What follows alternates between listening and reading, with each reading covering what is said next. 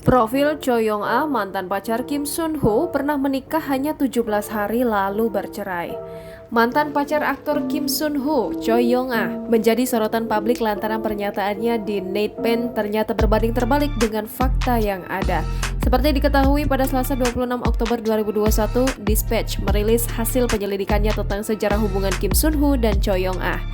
Skandal yang menyeret Kim Sun-ho ini bermula dari unggahan Choi Yong-ah di komunitas online NatePen pada Minggu 17 Oktober 2021 menggunakan akun anonim.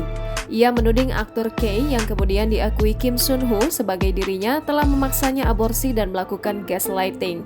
Choi Yong-ah juga menyebut Kim Sun-ho memiliki image yang berbeda antara layar kaca dan televisi. Lantas siapakah Choi Yong-ah? Dikutip dari KBI Zoom, Choi Yong-ah lahir pada Desember 1985, yang berarti tahun ini ia akan berusia 36 tahun. Ia merupakan lulusan dari Universitas Hankuk. Choi Yong-ah pernah berprofesi sebagai penyiar ramalan cuaca di televisi YTN pada 2009. Namun di tahun 2010 ia pindah ke KBS. Di KBS, Choi Yong-ah hanya bertahan selama sekitar 3 tahun.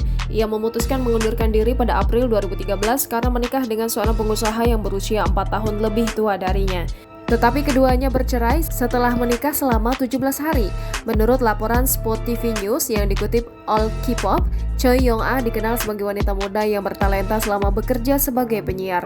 Ia juga dikenal cantik dan elegan.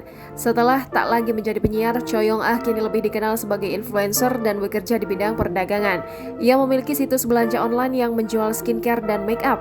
Saat ini, akun Instagram milik Choi Yong-ah telah dikunci, menyusul ramainya pemberitaan mengenai dirinya dan Kim Sun-ho. Jangan lupa subscribe, share, komen, dan like ya!